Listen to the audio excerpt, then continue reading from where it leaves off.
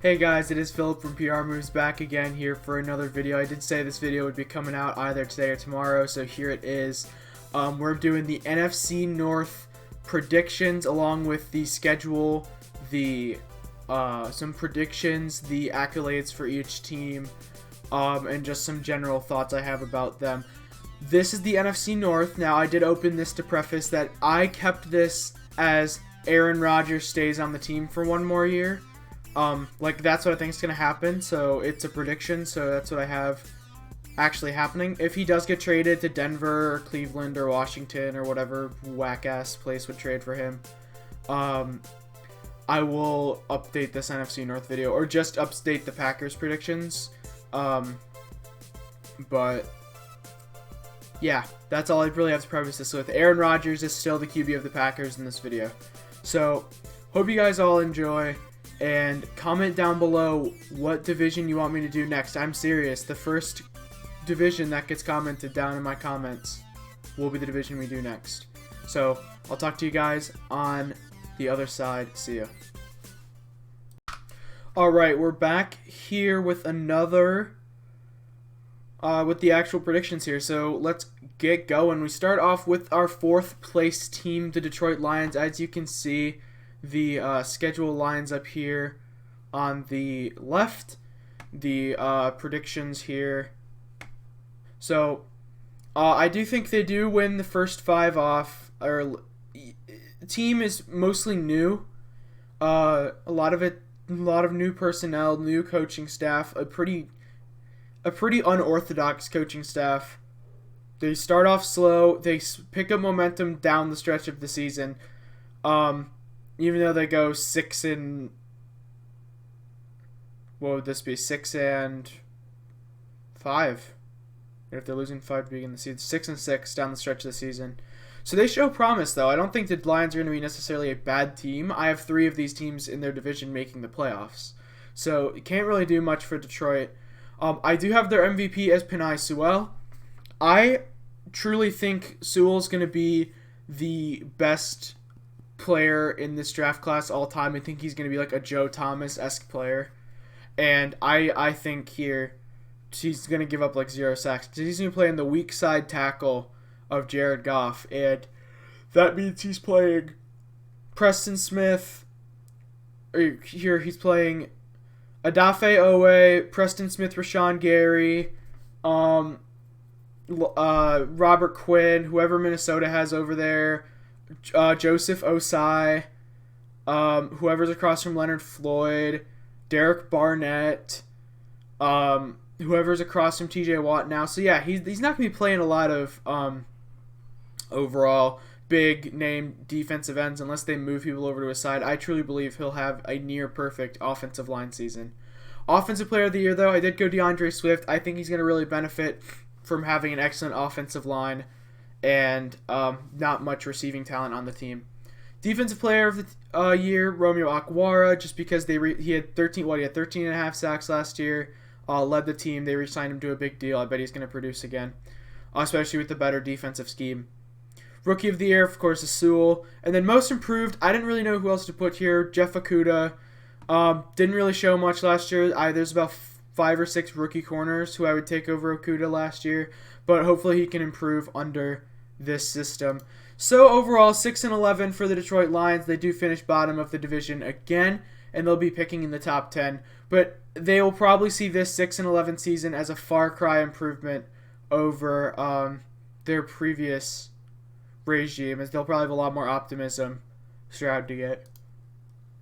All right, 3rd place. Here we got the Chicago Bears.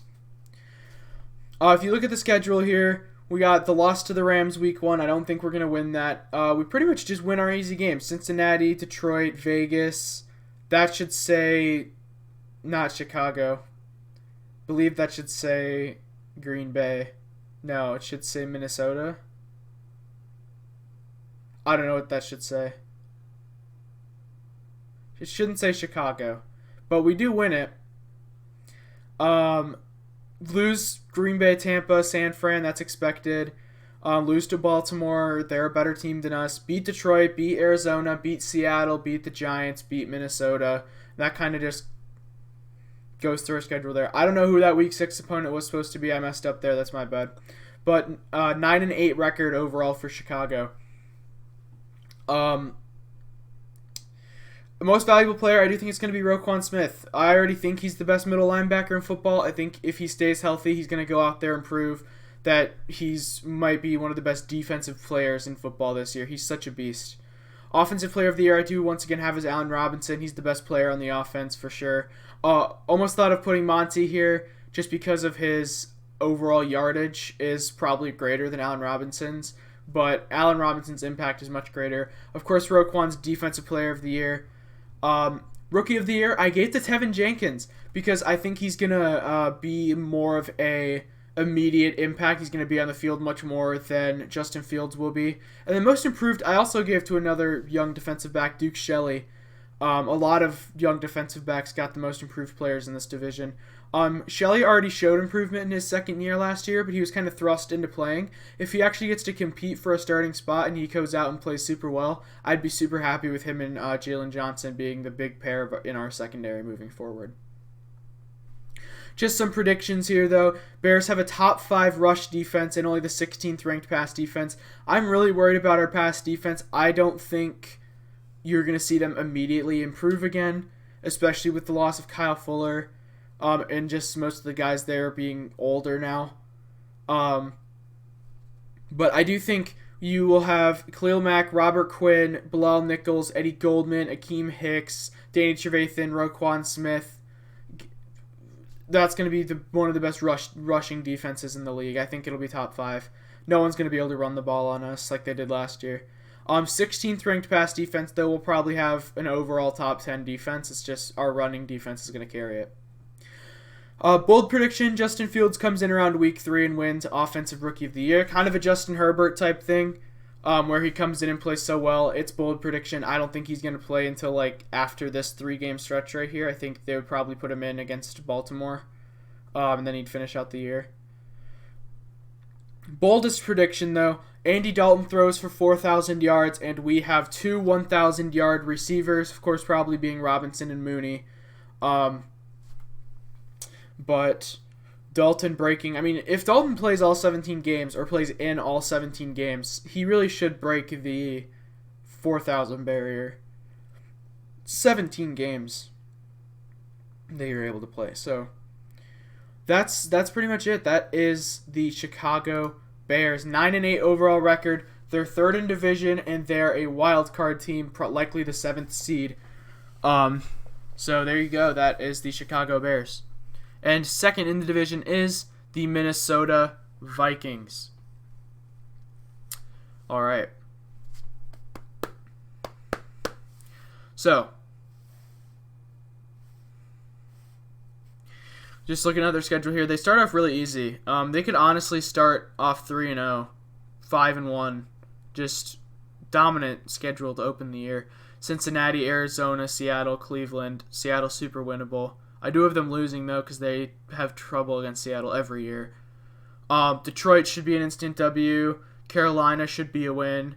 Even though I'm really high on Carolina, you'll see if you guys request NFC South what I think of that.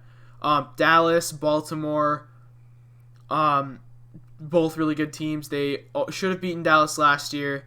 I think when both teams are healthy, Minnesota's still better, so they'll win that. Baltimore, I think Baltimore's a good team. They'll win that. Chargers, I think they'll win that, even if it's in LA. I think they'll have that number there. Green Bay, San Fran can't really keep up there. Detroit and Pittsburgh, Chicago, Rams, a lot of their wins coming down the stretch here. A bunch of these teams they've been fine with in the past. I have them winning in Chicago and losing at home to Chicago just because that is how it normally goes for this rivalry. Their games are typically more Minnesota-sided when it's in Chicago, weirdly enough.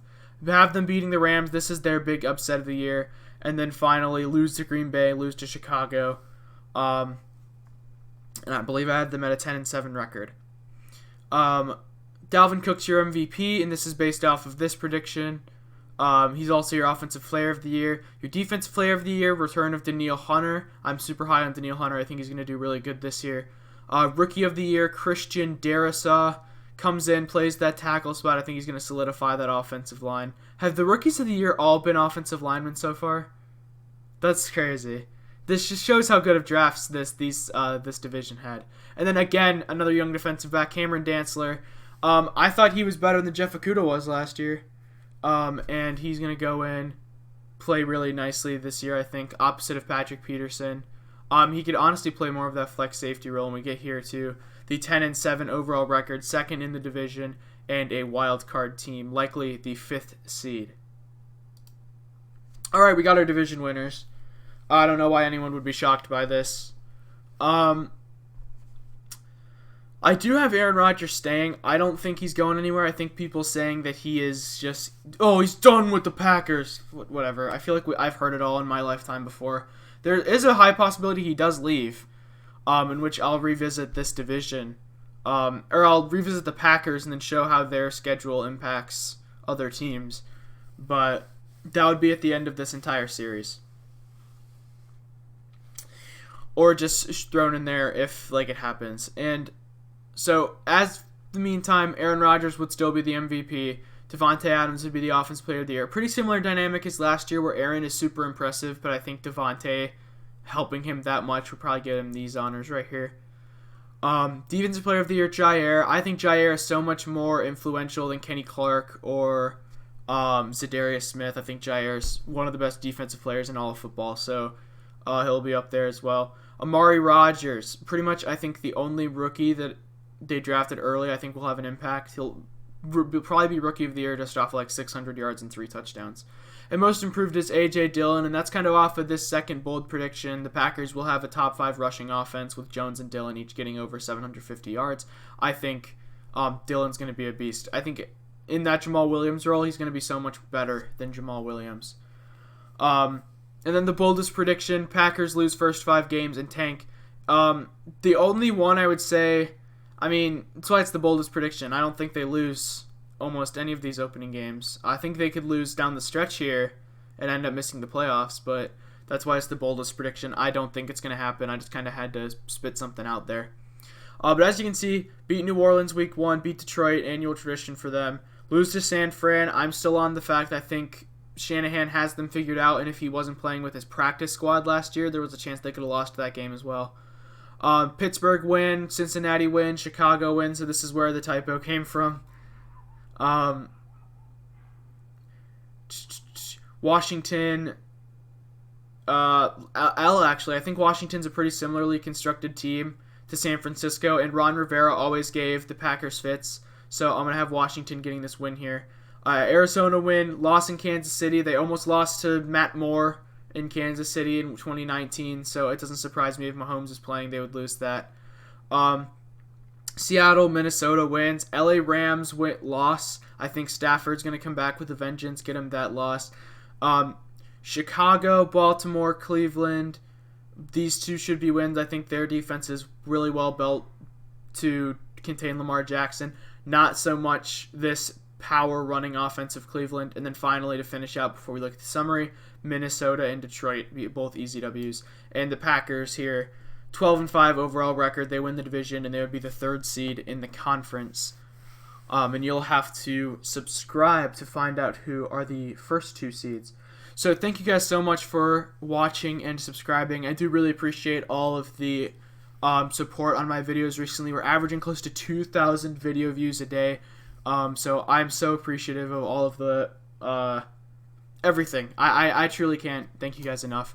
So I'll talk to you guys all next time, and peace out. Please tell me what division you want in the comments down below. Anybody. I'm trying to follow fan requests to see what more people are interested in. So talk to you guys all then.